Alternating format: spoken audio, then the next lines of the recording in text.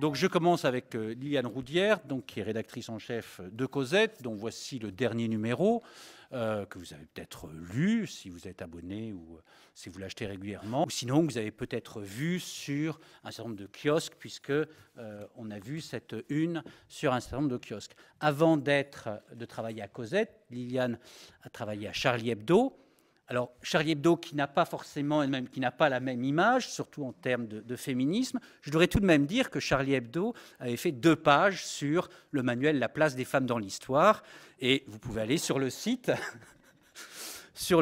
voir le papier qui avait été fait, très élogieux, sur le manuel. Mais ce n'est pas pour parler Cosette de ça. Aussi, voilà, Cosette aussi, oui, bien sûr. On se demande bien pourquoi. Mais ce n'est pas pour parler de Charlie Hebdo, en tout cas pas pour l'instant, que nous avons invité Liliane Roudière, mais bien de Cosette, parce que maintenant on en est au numéro on vient de boucler le 41. Le 42 est bouclé, il sort la semaine prochaine. Oui. Ça fait donc maintenant 3 ans. On va fêter nos 5 ans dans le mois de mars. Bon, j'ai mal préparé mon dossier, 5 ans. Mais c'est vrai qu'il y a eu un changement, puisqu'au début, Cosette paraissait tous les 2 mois, et Cosette est passée en mensuel après à peu près... 1 an et demi. Merci. Tu vois, ça marche moi, bien, je ne sais plus très bien. au bout d'1 an et demi.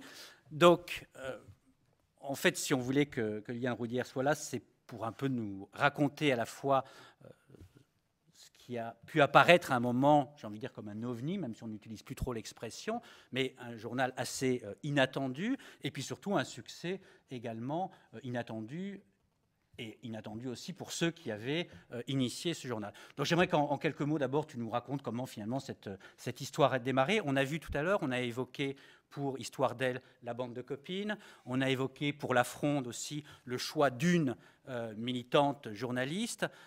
Finalement, est-ce que Cosette ressemble un peu à l'un ou à l'autre, ou c'est une histoire, j'imagine, tout à fait différente?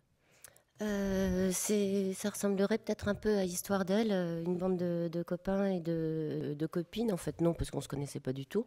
Mais c'est l'idée de Cosette est née dans la tête d'un garçon qui s'appelle Grégory Lassus-Debat, qui était journaliste et qui c'était vraiment un fondu de journalisme. C'était un de mes stagiaires à Charlie Hebdo. À Charlie, je n'exerçais absolument pas de fonction de journaliste et encore moins de rédac-chef. Nous avions un rédac-chef. Voilà. Et donc Grégory, à un moment, s'est dit, il écoutait sa copine qui régulièrement balançait la presse féminine en disant « mais enfin, je ne me reconnais pas là-dedans, on ne parle pas de moi ». C'était quelqu'un qui avait envie de faire du journalisme vraiment. Il avait pigé à droite à gauche. À ce moment-là, il est à France 5 et il va voir son pote Gilles Bonjour, qui à ce moment-là est informaticien au Crédit Agricole. Et il lui dit, est-ce que ça te dit qu'on monte un journal féminin? Et Gilles lui dit, t'en as beaucoup de comme ça à me proposer. Et il dit, bah non, j'ai que ça. Et donc, voilà. Ensuite, pendant 1 an, Greg est venu nous voir. Quand je dis nous, bah, c'est ce qui a constitué ensuite l'équipe de départ. Une par une, il est venu nous voir. Il a écrit une sorte de charte en disant, voilà ce que doit être... Cosette, comment je l'imagine. À ce moment-là, ça n'avait même pas de nom, on n'avait pas trouvé ce nom-là. Et en fait, il a été un petit peu renvoyé dans les cordes parce que ce qu'il nous présentait comme vraiment en disant ça y est, je viens d'inventer l'eau chaude, bah, on lui disait non, c'est moi, tu parles de moi, quoi. C'est juste ma vie ordinaire, c'est juste voilà ce que je lis jamais et que je voudrais lire. Mais pour nous, pour les filles, c'était assez évident qu'un journal comme ça devrait exister. Il y a même eu la discussion de dire mais pourquoi c'est féminin, c'est un généraliste, voilà. Et puis voilà, il a su monter une équipe autour de lui. On a démarré à très très peu, comme ça se fait encore partout pour tous ceux qui veulent monter de ce genre d'initiative. On était dans les salons des uns des autres, on était avec nos ordinateurs, on mettait nous-mêmes sous pli. On organisait tout du début de la chaîne à la fin, donc il y avait quelque chose d'assez exaltant. Et puis voilà, les premiers alors ce qui a été très très malin de sa part, ça a été d'appeler ça un féminin, je m'en expliquerai peut-être un peu plus tard, et surtout de faire un très bel objet. Moi, quand il m'a demandé de venir travailler avec lui, J'étais en poste à ce moment-là, donc j'ai dit oui, mais je m'attendais à quelque chose comme un fanzine, c'est-à-dire plein d'initiatives qui naissent comme ça sur le territoire, et on a un petit fanzine qui dure un certain temps, et puis après... et lui, il y avait vraiment une ambition de faire un très très bel objet, avec une vraie ligne graphique et une vraie écriture photographique en plus. Et sur la ligne rédactionnelle, c'était très très simple. C'était qu'est-ce que nous, on aurait envie de dire, qu'est-ce que nous, on a envie de lire, quelles sont les questions qu'on se pose et comment on va résister aux injonctions de la presse féminine, mais aussi de toute la presse en général et plutôt d'ailleurs la presse télévisuelle. Et voilà, et Cosette est née. Maintenant, je peux continuer. Cosette est née. Cosette est née. Et c'est vrai que bon, tu poses tout de suite une des questions, je pense, qui en fait la particularité. C'est-à-dire que le sous-titre, ou le surtitre plutôt, c'est « Plus féminine du cerveau que du capiton ». Donc c'est à la fois le choix du mot féminin, féminine, et non pas féministe, qui n'est pas affiché en une, mais quand on le lit, on comprend bien que cette dimension est présente. Justement, ce choix-là, tu disais que tu voulais y revenir, féminin, féministe, comment est-ce qu'on affirme l'un ou l'autre? Et c'est vrai que tu parlais des... Bon, enfin, d'abord, ouais. Sur justement ce sous-titre, plus féminine du cerveau que du capiton, c'était déjà d'imposer un certain ton un peu marrant. Je crois qu'il faut... Enfin, on était tous partis pour faire un journal. On venait donc tous les deux de Charlie, donc on avait envie de garder un peu l'insolence. Et je pense que l'insolence, l'autodérision et l'humour font passer beaucoup plus de choses que des vrais discours. Et en plus, c'était assez marrant parce que on s'est rendu compte, sans le faire exprès, que plus féminine du cerveau que du capiton, finalement, les hommes ne savaient pas du tout ce que c'était le capiton. Donc on parlait vraiment qu'à des femmes. Moi, j'en ai un copain qui me dit « Ah, capiton, ah si, je sais ce que c'est le mec qui tire une flèche là dans les cœurs. » Je lui dis « Non, ça c'est Cupidon. » Et donc c'était... déjà, finalement, on s'adressait entre céluiteuses, quoi, voilà, c'était déjà bien. On avait décidé, la ligne était très simple aussi, c'était donc de ne pas parler de régime, de ne pas parler de beauté, de ne pas parler de mode et de ne pas parler de cuisine, ce qui ne nous empêche pas de parler de cuisine ou de mode si on en a envie, mais c'était pas la ligne. C'était de dire qu'on était peut-être un petit peu autre chose que des porte-manteaux et des porte-monnaies. Et donc voilà. Et ça, cette ligne-là, en fait, elle a créé cette sorte de journal qui est au fond un généraliste féminin. Et quant au fait, est-ce qu'on se définit comme féminin ou féministe, on ne s'est jamais posé la question. J'ai reposé la question dernièrement parce que je me suis dit, mais tous les rendez-vous que j'ai faits avec Greg ou avec les filles, jamais on s'est posé la question parce que pour nous, il était absolument évident. Nous étions toutes et tous féministes. Donc, il n'y avait pas... Enfin, comme on est féministe, comme on est humaniste, et c'était pas non plus que notre... mais on voulait changer le monde du féminin, surtout. Et surtout faire un objet journalistique. On n'était pas dans le militantisme. On était dans essayer de donner à voir une autre vision, peut-être prétentieusement, du monde dans lequel on vit, parce qu'il y avait un vrai retour au réel qui était souhaité vraiment au niveau de notre quotidien. Et voilà. Et donc le mot féministe, après j'ai reposé la question récemment, je dis mais est-ce qu'on s'est posé cette question féministe ou pas? Et en fait non, il s'avère qu'on ne se l'est jamais posé. Et quand je dis que c'était malin, c'est que je pense que si on s'était défini comme un journal féministe, on n'aurait pas eu le succès qu'on aurait. On est aujourd'hui, on tire à 140 000 exemplaires, on vend 75-80 000 exemplaires avec une montée, elle était à 100 000, du réel, hein, c'est de la vraie vente certifiée au JD. Et donc, parce qu'en fait, nos lectrices, on les a rencontrées très très tôt. Très très tôt, on est allé faire ce qu'on appelle un apéro-tour, c'est-à-dire qu'on traversait la France et qu'on allait, une partie de la rédaction, rencontrer nos lectrices, on amenait des groupes, on faisait la Java... et nos lectrices, on les a rencontrées, donc on s'est aperçu que c'était toute génération et tout milieu confondu. Ça, c'était déjà une victoire. Et c'était un journal que les femmes s'étaient approprié et on n'avait pas de pub, on n'a pas de pub, on a très très peu de pub, ou alors elle est choisie et je ne vous raconte pas, c'est très compliqué. On en refuse, donc financièrement, on pourra peut-être parler tout à l'heure de là où on en est. Et les femmes se sont fait vraiment comment dire, d'elles-mêmes, elles ont mis les mains dans le cambouis, elles ont participé à l'aventure et elles ont diffusé. Donc nos meilleurs, notre meilleure communication sont les lectrices qui l'ont faite. Et quand on les croise, il y en a encore plein, plein, plein, plein. Alors il y avait des militantes, affirmées militantes féministes, et puis plein d'autres qui disaient enfin on nous parle à nous, on nous parle dans notre vie, enfin, enfin, enfin. Quand tu parlais du courrier des lecteurs tout à l'heure, il y a un moment on l'a supprimé parce qu'on n'avait que des enfin vous êtes là, enfin vous êtes là. Donc on s'est dit bon, on va enlever parce que on va croire qu'on l'écrit nous-mêmes. Donc voilà. Et les femmes nous disent, mais c'est voilà, vous parlez de nous, et puis vous savez, nous on n'est pas féministes, mais le fameux pas féministe, mais. Et puis moi je dis rien, on dit rien, et puis en fait on s'aperçoit que c'est juste des killeuses qui se battent, enfin elles sont. Enfin, on a des lectrices qui sont absolument.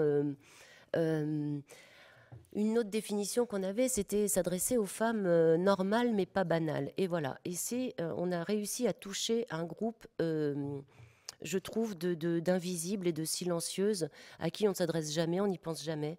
Il y a toujours des grandes bouches qui sont là pour éteindre leur voix, pour qu'on les entende pas.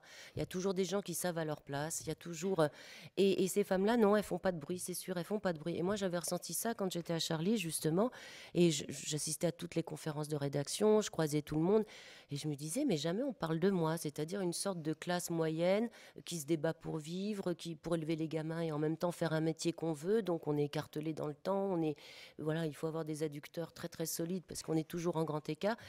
Et, et j'avais l'impression que jamais on parlait de nous, quoi, de cette sorte de difficulté ordinaire, de vie qui est joyeuse mais difficile, parce que c'est très difficile de mener de front une vie de famille, une vie où on a envie d'avoir le métier qu'on veut.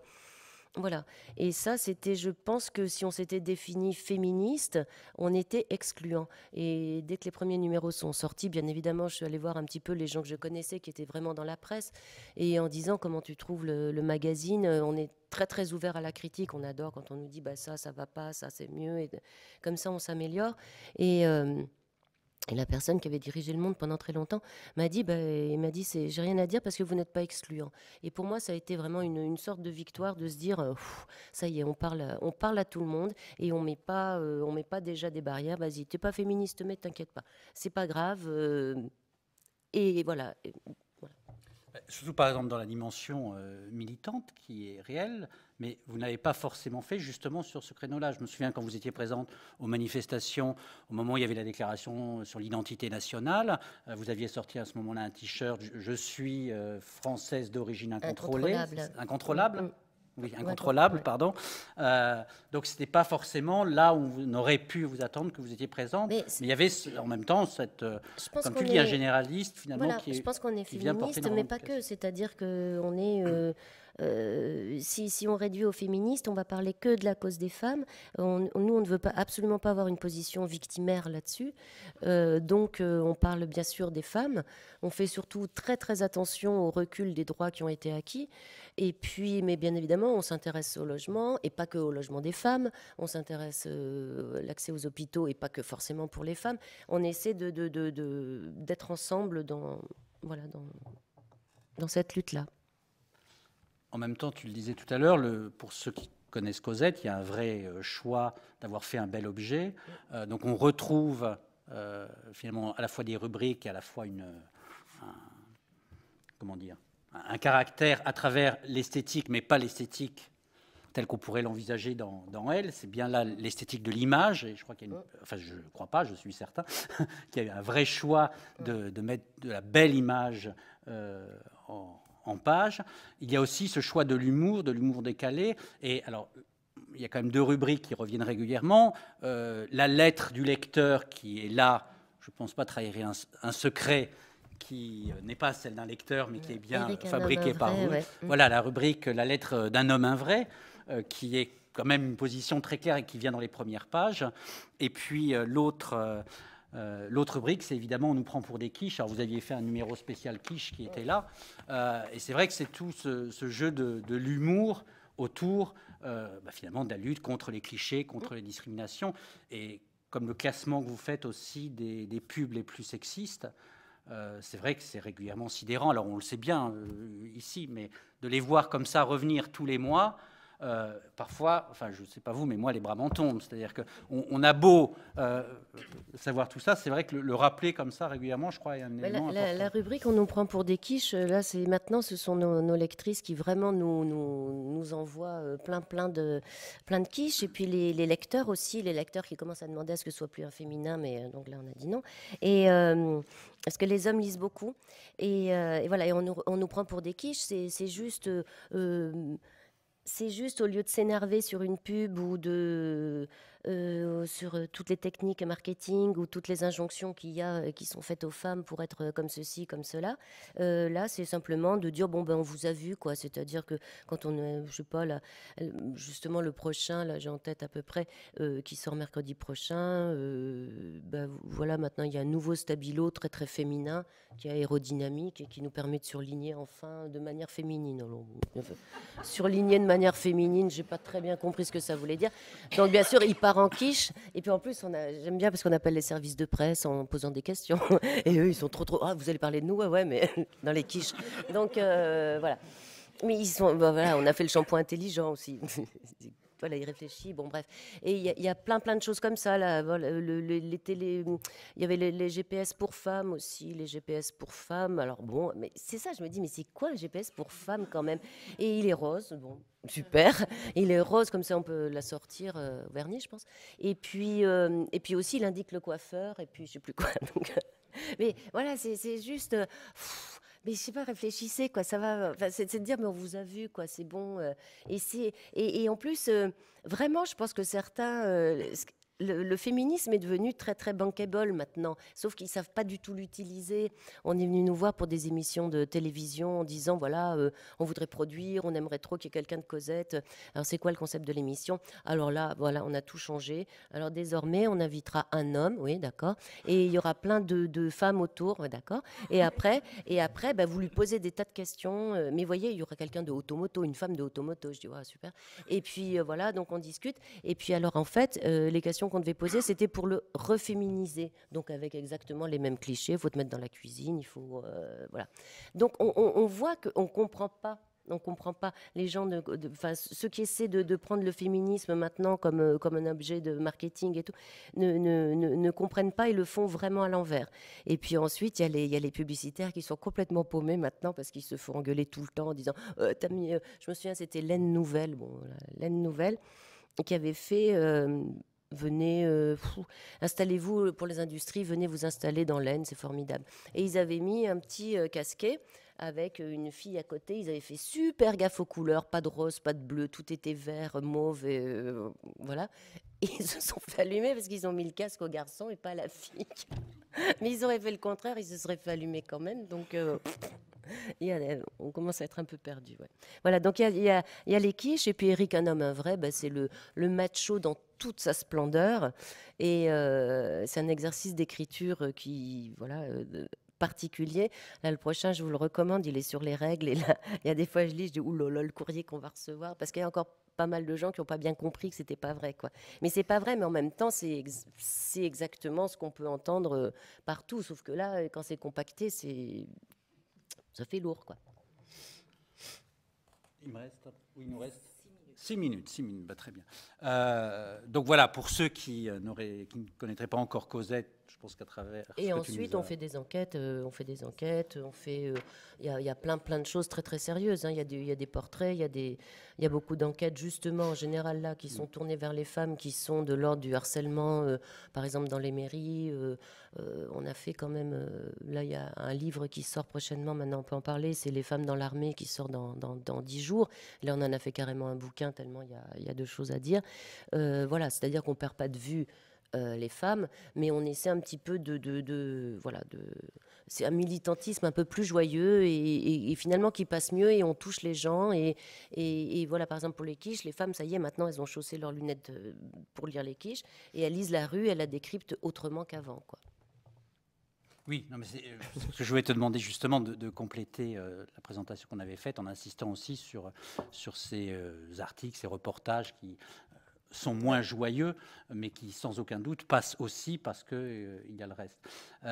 Justement, alors, je voudrais revenir sur sur finalement la raison pour laquelle on était là aujourd'hui et ce questionnement par rapport au genre et à l'actualité finalement de l'année écoulée et aux réactions que vous avez pu susciter. Parce que, bon, à travers les lectrices, on le voit, et à travers l'accueil surtout et le nombre d'abonnements ou d'achats, il y a sans aucun doute un accueil très favorable. Mais est-ce que vous avez senti et comment l'hostilité, ce qu'on peut ressentir à travers les débats récents, que ça a pu être autour de la manif pour tous, contre le mariage pour tous, autour de cette dénonciation d'une pseudo-théorie du gender. C'est-à-dire on ressent quand même, on le voit à Mnémosyne, une réaction, je crois qu'il faut dire comme ça, très forte vis-à-vis d'un certain nombre d'avancées qui ont été faites, des volontés de remise en cause, on le voit pour l'avortement très récemment. Est-ce que, de quelle manière, à travers un magazine comme Cosette, vous avez pu ressentir ça, le vivre, et puis intervenir dessus? Alors justement, on a une façon de réagir qui dépend vraiment de comment le sujet a été traité partout ailleurs. Ce que nous, on a envie d'en dire, des fois, on n'a pas grand-chose à rajouter sur tout ce qui a été dit. Le mariage pour tous, on l'a traité à travers on l'a traité à travers les quiches, à travers un édito, à travers un reportage dessiné où on montrait vraiment le ridicule de tout ça. La Frigide Barjot, elle est dans les quiches dans le prochain encore. C'est-à-dire qu'on le traite un peu... tout est un peu transversal, tous les sujets peuvent être dans n'importe quelle rubrique. Ensuite, on n'aime pas tellement aboyer, hurler avec les loups, et on essaie de se méfier justement par rapport à la théorie du genre, entre guillemets la théorie du genre. Et jusque-là, on n'a pas bougé là-dessus parce qu'il nous fallait un temps de réflexion, il nous fallait voir ce que c'était ces manuels scolaires, il nous fallait voir ce que c'était la contestation, il nous fallait voir le danger.